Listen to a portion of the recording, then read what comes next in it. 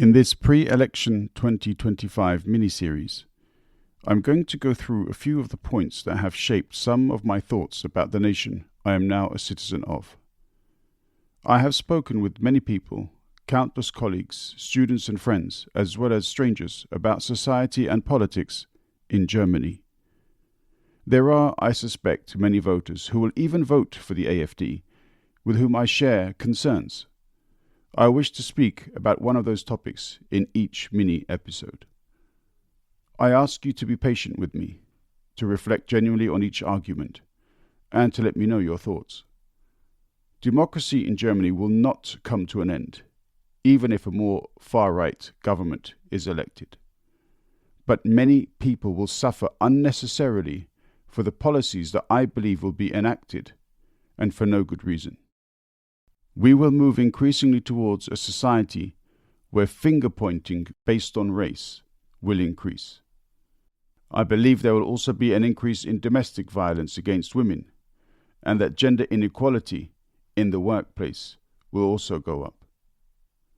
Immigration laws will be tightened to an extent that significant damage will be done to the German labour market in the hospitality, healthcare and construction sectors, among others. People currently living and working in Germany will be forcibly removed, dividing families and creating untold strain on law-abiding and hard-working people just to make a political point that in the end will benefit nobody. I believe social benefits will be cut, further complicating the lives of many people who live around or below the poverty line, including many AfD voters. I believe technology will be used to curtail our privacy and to negate our human rights. I also believe many positive steps taken to reduce CO2 emissions and to transition towards renewable energy will be reversed, with catastrophic consequences for future generations. These are the issues into which I will delve deeper. The AfD, some of its leaders and members, though not all, are racist, white supremacists, and do not care about Germany. My words are aimed at those who remain undecided. German politics is suffering from the same problems we see in the UK, the USA, and many other countries around the world. Our politicians in many cases have sold out their principles. There are not enough differences between the parties for people to feel represented. Almost all parties have renounced socio-economic policies based on ideals and have embraced the same neoliberal principles across the board, so that whichever party wins, the result is the same. The AfD talks like it is different, like it is anti-establishment. The AfD is even more establishment than the parties we have become disheartened with. The AfD is like the Reform Company in the UK. They are organizations run by rich people who wish to further enrich elitists. The divide between rich and poor is only going to grow further. TwoandaMic clocking out. Rise up.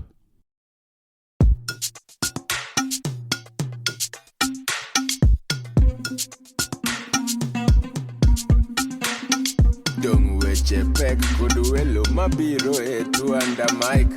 Dong parodit kod jok mawuoye TwoandaMic.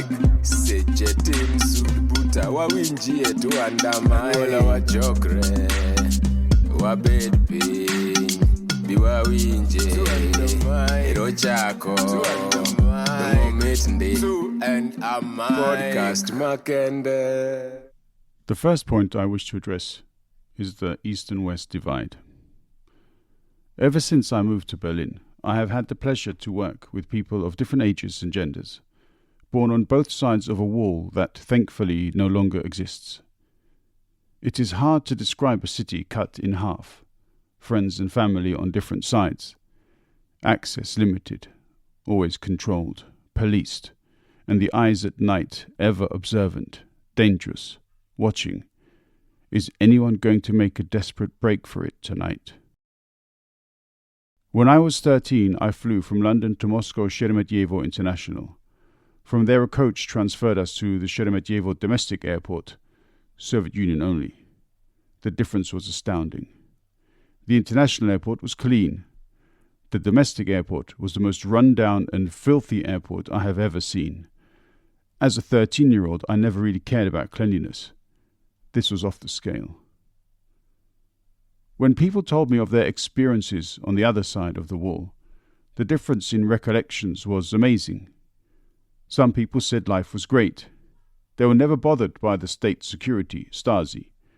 They enjoyed their childhood. They travelled eastwards to participate in sporting events.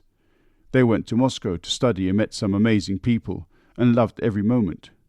They felt free of burdens, free of stress.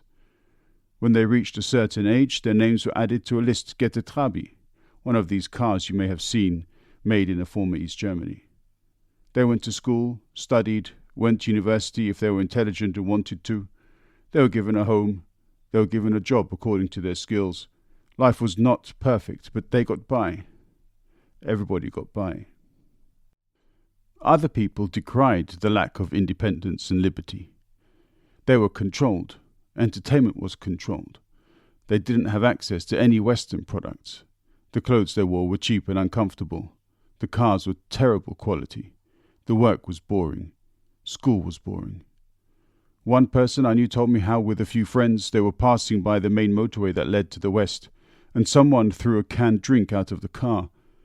It rolled down into a steep gully and they went to retrieve it. They hid that can like it was a special treasure. In that same gully they also found a pistol once. Many years later, when they went to see their Stasi files, they found out that they had been monitored and adjudged to have been one of the most dangerous biker gangs in the former East German Republic. They were just kids. There are so many stories, some far worse, others far better. There are so many shades of truth and reality. When the wall came down in 1989, it was an event that drew the eyes of the world. It was as though the two hemispheres, East and West, had suddenly, briefly been drawn together again. There was a sense of cautious hope and the nervous thrill of the unknown, the tomorrow that could no longer be so easily predicted, the Cold War that had thawed a little. Since that day much has happened, and I am not sure whether many people are aware. It wasn't a case of two countries uniting. Even today I hear people say that the former West Germany ingested the former East Germany. I have read a little bit about the Treue Hand, and about the political discussions between former politicians, and about the solidarity payment to which all have to contribute, including me. I am also aware of how so many former West German companies were given federal cash to buy East German companies, which before long were gutted and closed down, the assets stripped and shipped west, and the local workforce left to ponder what had just happened. In an interview with Karin, who was a professor of language, she once told me that the first time a male academic shook her hand and treated her like an equal was in the former East Germany. On the grey side of the wall, women were expected to work in the same way that men were. When the wall came down and Eastern ideals floundered, it wasn't going to happen that way for the women of the East to renounce their autonomy. They were not going to become stay-at-home mums. Perhaps for this reason, many people from the former East Germany were shocked when the new unified German Republic did not guarantee a kindergarten place for all kids. How could the parents be expected to work if there was no state-sponsored kitas? Transportation infrastructure in the former East also suffered. The former Deutsche Reichsbahn and the Deutsche Bundesbahn were merged into the Deutsche Bahn. Not every route was continued. The wall separating the East from the West had fallen, but invisible walls disconnecting towns, villages and cities had gone up in the shape of discontinued rail services. The Solidarity Fund was there, but local businesses and transportation suffered. The quality of goods from the East was questioned, and they were in the main set aside. Jobs evaporated. Those that remained were less well paid.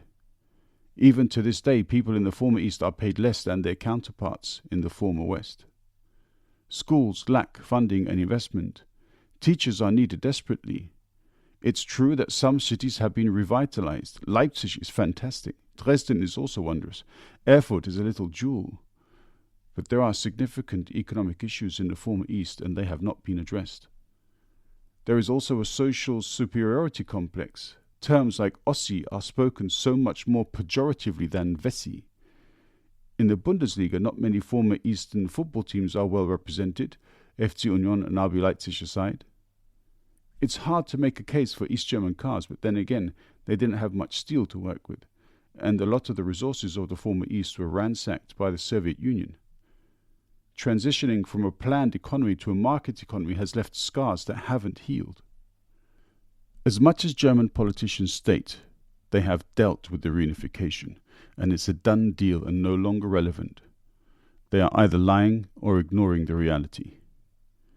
The fact that today the AfD's heartland is to be found in the federal states of the former East Germany is a very clear indicator of how former East Germans feel about reunification.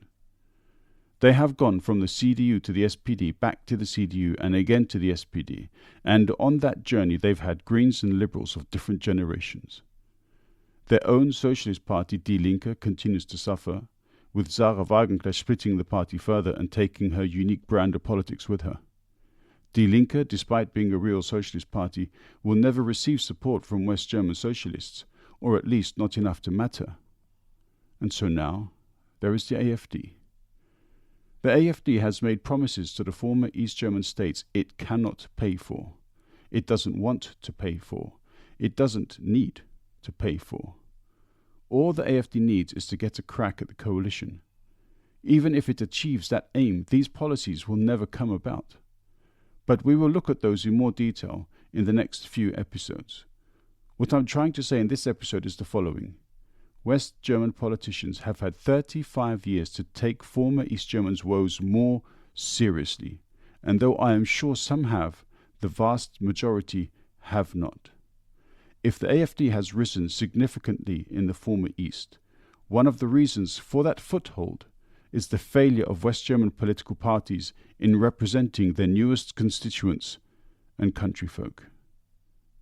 This is TwoandaMic clocking out. Rise up. Two, and a mic.